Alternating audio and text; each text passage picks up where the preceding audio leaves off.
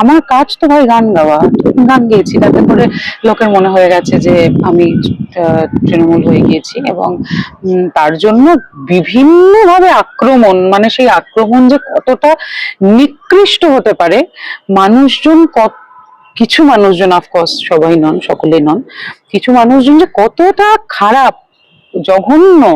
এবং বেসিক্যালি তাদের যে শিরদাঁড়ার অপারেশন করাতে হবে, কারণ এই পোস্টার পরে তারা কিন্তু চুপ করে গেছেন।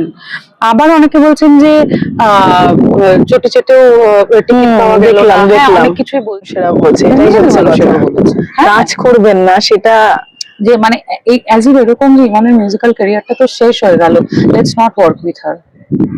যে দাঁড়িয়েও যেতাম, তারপরেও কিভাবে বলা যেত, এভাবে বডি শেমিং করা যেত, স্লাট শেমিং করা যেত, এভাবে অপমানজনক কথাবার্তা বলা যেত, মৃত মাকে টেনে নিচে আনা, মানে এগুলো কি করা যায়?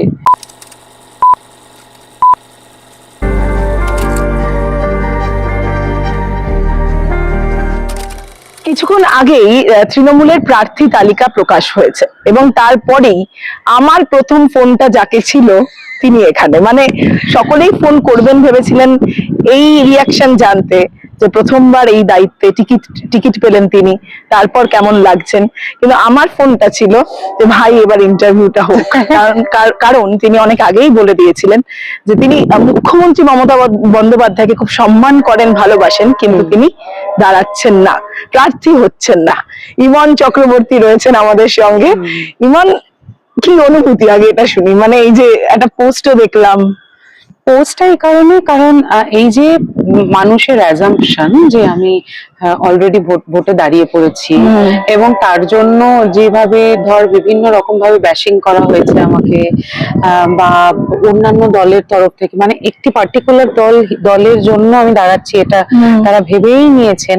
তো এবং প্লিজ ডোন্ট মাইন্ড, এটাতে একটা মিডিয়া হাইপও ছিল, বিভিন্ন মিডিয়ার তরফ থেকেও এই হাইপটা ছিল।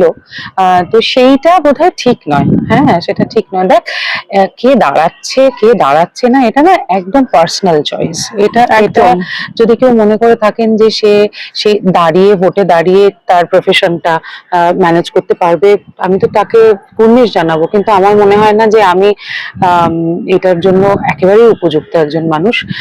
কারণ আমার তো মনে হয় সবার আগে যে কোনো রাজনীতি এই বিষয়টা মাথা ঠান্ডা করা লোকেদের জন্য। হ্যাঁ, আমার মনে হয় না আমি এখনো সেই জায়গায় পৌঁছেছি। আর আমার কাজ না গান করা, আমার বাবা মা আমার জন্য প্রচুর প্রচুর কষ্ট করেছেন, তোরাও আমার অনেক স্ট্রাগল দেখেছিস।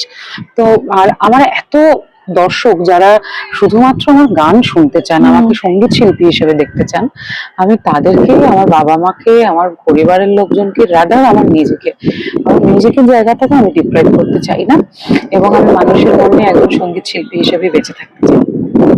এই যে যেটা মানে আমি শুরুতেই বলছিলাম যে বিভিন্ন জায়গায় খবরও হয়ে গেছে, মানে নিশ্চিত খবর যে ইমন টিকিট পাচ্ছেন, প্রার্থী হয়ে গেছেন বিভিন্ন জায়গায়। সেই সময় তিন চারটে জায়গা থেকে আমার কাছে মেল এসছে। আমার আজকে সকালবেলা মেল এসছে এক জায়গা থেকে যে দিদি, ওয়েলকাম টু আওয়ার কনস্টিটিউয়েন্সি। হ্যাঁ, আমরা ভীষণ খুশি। আমি তোকে ইন্টারভিউটার পরে মেলগুলো দেখাবো, আমি এগুলো সব লিখে ডকুমেন্ট করে রাখছি। অদ্ভুত। ওয়েলকাম টু আওয়ার কনস্টিটিউয়েন্সি, আপনি আসছেন, আমাদের ভীষণ আনন্দ হচ্ছে। অদ্ভুত একটা শুরু হয়ে গেছিল। মানে এটা কি উন্নয়নের পাঁচালী গাওয়ার পর থেকেই মূলত, না তার আগে থেকে, যে কেন মানে সেই সময় থেকেই শুরু হয় পাঁচালী গেয়ে? উন্নয়নের পাঁচালী যেটা আমি গেয়েছি, তাতে করে সকলের এটা ধারণা হয়ে গেছে যে আমি টিএমসি হয়ে গেছি। তারা এটা বুঝতে পারেননি যে এটা আমার কাজ হচ্ছে গান গাওয়া, এবং রাজ্য সরকারের তরফ থেকে আমার কাছে এই প্রপোজালটা এসেছিল যে এই গানটা আমার গাইতে হবে। আমার কাজ তো ভাই গান গাওয়া, গান গেয়েছি, তাতে করে লোকের মনে হয়ে গেছে যে আমি তৃণমূল হয়ে গিয়েছি। এবং তার জন্য বিভিন্ন ভাবে আক্রমণ, মানে সেই আক্রমণ যে কতটা নিকৃষ্ট হতে পারে, কিছু মানুষজন, অফকোর্স সবাই নন, সকলে নন, কিছু মানুষজন যে কতটা খারাপ, জঘন্য। এবং বেসিক্যালি তাদের যে শিরদাঁড়ার অপারেশন করাতে হবে, কারণ এই পোস্টার পরে তারা কিন্তু চুপ করে গেছেন। আবার অনেকে বলছেন যে ছোট ছোট টিকিট পাওয়া গেল না, হ্যাঁ, অনেক কিছুই বলছেন, কিন্তু তারা নিজেরা জানেন যে তারা বেকার কথা বলছেন, বাজে কথা বলছেন। আমার উন্নয়নের পাঁচালী গাওয়া, মানে আমি হারবো না আসলে, মানে আমি হারবো না, না না, আমি এই মানুষটাকে অপমান করবো সিম্পল হিসেবে। এবং শিল্পীরা তো খুব সফট টার্গেট হয়। আজকে সকালবেলা তো আমি একটা নিউজও দেখলাম যে পরমব্রত নাকি অলরেডি টিএমসি জয়েন করে ফেলেছে। মানে যেহেতু পরম বঙ্গভূষণ পেয়েছে, আমি বঙ্গবিভূষণ পেয়েছি, সেটার পরেও তো হ্যাঁ, মানে সেইটাতে একটা ঘৃতাহুতি হয়েছে। এবং তার মানে এটাই হলো যে আমি দাঁড়িয়ে পড়েছি এবং যা খুশি তাই বলা যায়। তো এখন যদি কারোর বলতে ইচ্ছে করে তার মেন্টাল পিস সে নিজে নষ্ট করে, কারণ আমার মেন্টাল পিস আর নষ্ট হবে না, কারণ আমি না এই ঘটনাটার পরে অনেক কিছু শিখলাম। তো আমি এই ঘটনাটার পরে অনেক মানুষ চিনলাম, জানলাম, এবং সবাইকে আমি থ্যাংক ইউ জানাচ্ছি। তবে আমি এটুকু বলতে পারি, এটুকু আমি আপনাদের বলতে পারি যে আজকের পর থেকে, এই আজকের বিকেল 4:15 পর থেকে একটা নতুন ইমন চক্রবর্তী আপনারা দেখতে পাবেন, একদম 100%। মানে মানুষ হিসেবে, সঙ্গীত শিল্পী হিসেবে আমার ভাবনা চিন্তা পুরোটা পাল্টে গেছে এই ঘটনাটার পরে। একদম আমি কিছু কাছের মানুষকে জানাচ্ছি যে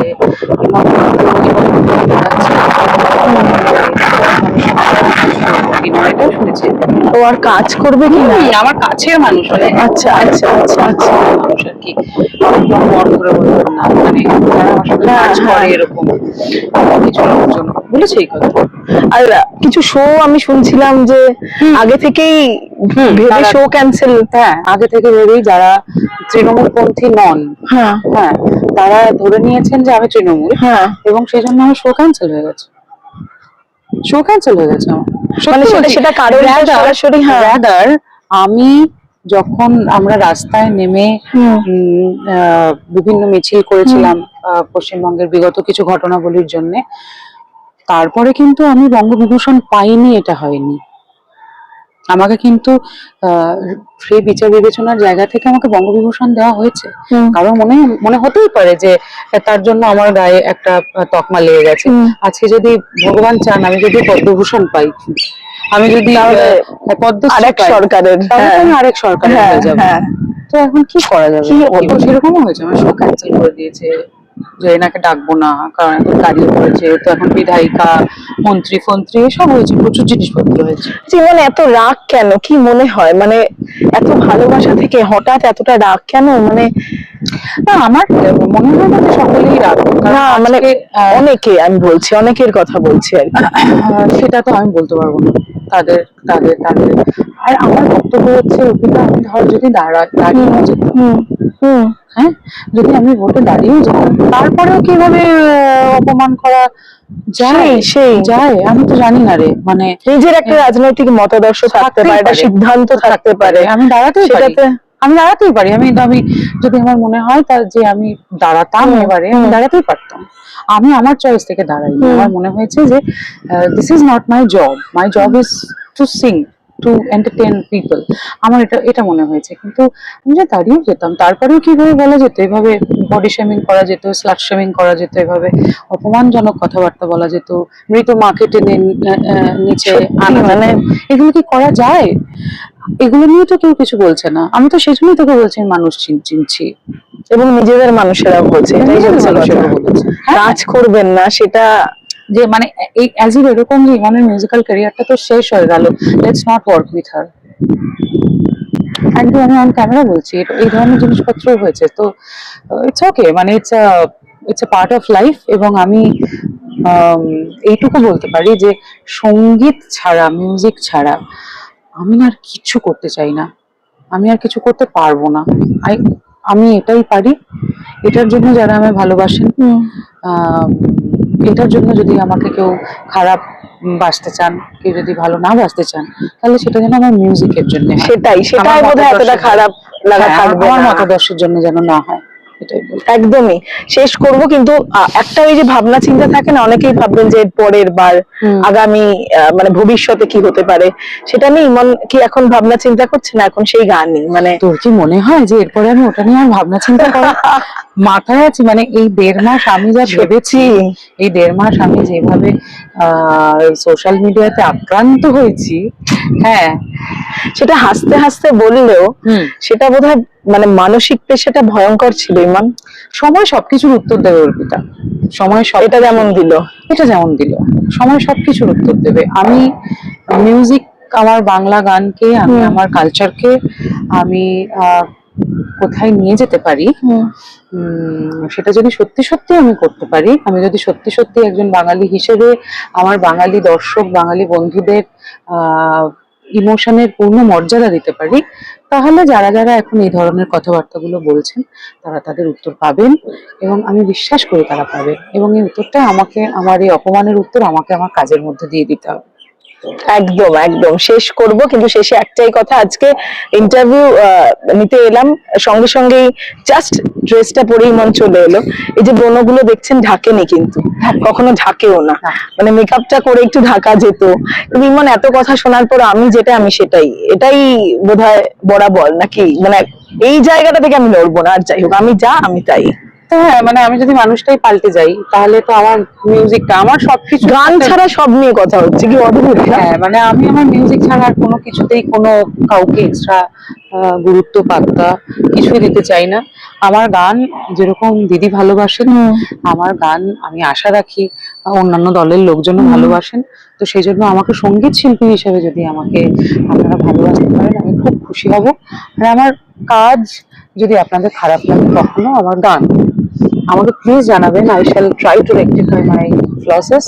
বাট দেখুন, একটু যদি পার্সোনাল মনে করুন, আমরা এখন এই ইন্টারভিউটার পরে একটু এখন একটা সহ্য, একদম অনেকটা সহ্য করার ক্ষমতা বেড়ে গেছে। এবং শেষে জেঠু কি বলছিলেন এটাই জানবো, কারণ জেঠু আমাদের খুব ক্লোজ, এইভাবে যে আঘাতটা মেয়েকে সহ্য করতে হচ্ছে সেটা জেঠুর জন্য বোধহয় খুব, আমার বাবা না খুব চিল্ড একটা, হ্যাঁ চিল্ড আউট, আমার বাবা এবং আমার বর, তুই বিশ্বাস কর, আমার বাবা এবং আমার বর এরা দুজনে কেউ সোশ্যাল মিডিয়াতে এসব জিনিস দেখে না, অদ্ভুত ভাবে ওদের ফিডেও নাকি আসে না, দেখতে চায় না, দেখতে চায় না, আমার বরের তো ফিডেও আসে না। আবার আমি কোনোদিন ধর খুব মন খারাপ করে বসে আছি, ও তখন বলে যে আবার কিছু হয়েছে নাকি, মানে এই যে এত কিছু তোলপাড় হয়ে গেছে, ও জানেই না, এবং ওর ফিডেও নাকি আসে, পাত্তাই দেয় না। আর আমার বাবা তো আরেক লোক, মানে ও অন্য অন্য জোনে থাকে, দারুণ। তো সেই জন্য ওদের এসব নিয়ে, আমার বাবার একটাই কথা, যে সকালে উঠে খেয়েছি কিনা, আর রেয়াজ করেছি কিনা, জামাই ঠিক আছে কিনা, এই তিনটে আমার বাবার আসল জিনিসগুলো। ব্যাস, বাদ বাকি বাজে জিনিসে কান দিয়ে মন দিয়ে লাভ নেই। যাই হোক, কনগ্রাচুলেশনস প্রার্থী না হওয়ার জন্য। এটা মানে দারুণ। শেষ করব, শেষে এই হাসিটা থাক সবসময়, এবং প্লিজ আপনারাও মানুষকে হাসতে দিন, খারাপ কথা বলে আঘাত দিন, না জেনে না জেনে, মানে সেই মানে কোথাও একটা কোনো আনন্দ হয়তো পান, মানে একদমই তাই, একদমই তাই। হ্যাঁ জানি আপনাদেরও অনেক খারাপ লাগা আছে, কিন্তু সেগুলো শুধরানোর চেষ্টা করুন, দেখবেন মানে চেষ্টা করুন সেগুলোকে ঠিক করার, তাহলে অনেকটা আপনারাও ভালো থাকতে পারবেন। Thank you Emon, thank you. আরো নতুন গান, নতুন গান আসছে, তার মধ্যে একটা তো একটা সুন্দর দূরে, হ্যাঁ কি জানো আমি ভুলেও গেলাম, দূরদেশে, হ্যাঁ সেটা কি রিলিজ করছে? করে গেছে রিলিজ। আচ্ছা, তো যাই হোক, আরো নতুন গান আসছে, গান আসতে থাকুন। Thank you.